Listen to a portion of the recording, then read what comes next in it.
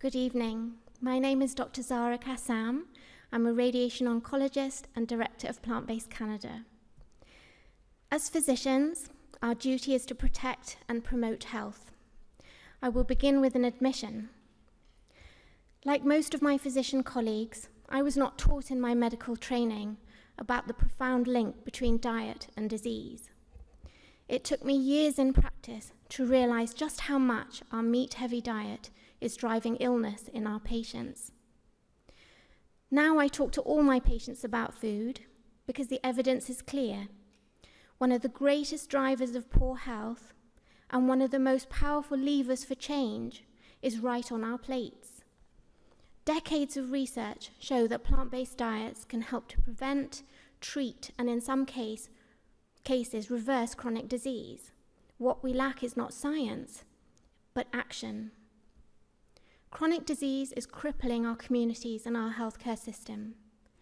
The World Health Organization tells us that non-communicable diseases account for 3/4 of global deaths.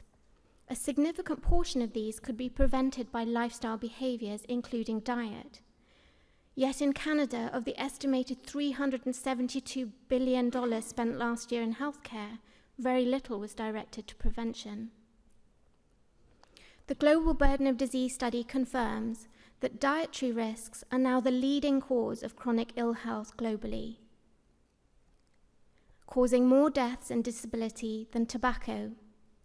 The top diet-related diseases are cardiovascular disease, cancer, and diabetes, top causes of death in Canada and globally. Their work found that improving diet could prevent 1 in 5 deaths, and that among the top 5 dietary risks were not eating enough fruits, vegetables, whole grains, nuts, and seeds. In other words, the very foods that best protect health are the ones most lacking. Canadians are also falling short. Less than 23% of Canadians meet daily fruit and vegetable recommendations, while red meat and dairy consumption is about double recommended levels. But solutions are within reach. Diets centered on fruits, vegetables, whole grains, beans and legumes, nuts and seeds, while reducing animal foods, are associated with a lower risk of multiple diseases, including cancer, heart disease, diabetes, hypertension, stroke, dementia, arthritis, kidney disease, and I could go on. And eating this way adds years of healthy life. This is not controversial. It's embedded in our medical guidelines, including our cardiology, diabetes, and cancer guidelines, for prevention and for treatment. Our own Canada Food Guide recommends a plant-based plate. Half the plate is fruits and vegetables, 1/4 whole grains, and 1/4 is protein. And of that protein, the Canada Food Guide advises choose plant proteins more often and every day. The Global Eat Lancet Commission came to the same conclusion with their planetary health diet, designed to feed a global population of 10 billion by 2050 and keeping within planetary boundaries. They acknowledge we don't need to eat animals, but if we do, animal food should make up no more than 13% of our calories. Following this pattern would prevent 1 in 5 deaths globally and save 11 million lives annually. And if you should wish to be 100% plant-based and leave animals completely off your plate, as I do, we can be reassured that the major dietetic organizations tell us that an adequately planned vegan or vegetarian diet is nutritionally adequate and can offer long-term health benefits. But the impacts of our food system on our health go far beyond chronic disease. Animal agriculture is the single largest consumer of antibiotics worldwide. In Canada, 82% of antibiotics are used in farm animals. This accelerates antimicrobial resistance, which the WHO ranks as a top 10 global threat to humanity. Resistant infections already kill thousands of Canadians every year, undermining the very foundation of modern medicine. Industrial farming also heightens pandemic risk. Intensive animal confinement, global meat supply chains, and habitat destruction for animal agriculture are fertile grounds for zoonotic spillover. COVID-19 showed us the devastating toll of a pandemic on our health and communities. outbreaks of infections, including avian and swine flu, occur regularly in farming operations, including here in Canada. If these strains break into humans with their high mortality potential, the results will be catastrophic.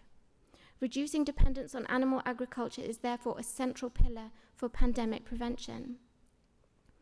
There is also stark inequities in the animal sector. Slaughterhouse and processing jobs, dangerous, low-paid and traumatizing, are disproportionately held by marginalized workers, often recent immigrants. Their jobs carry increased risk of injury, PTSD, and depression.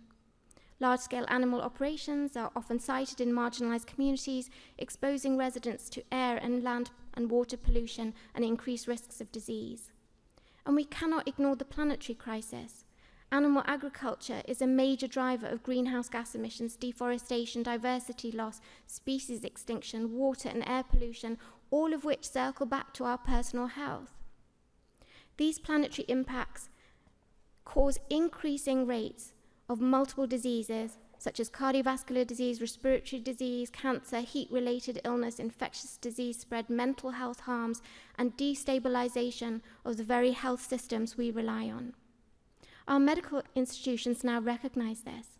The Lancet Countdown Report on Health and Climate Change for Canada, in collaboration with the Canadian Medical Association, identifies shifting towards plant-based diets as one of the top 3 priorities to mitigate climate change and protect Canadians' health.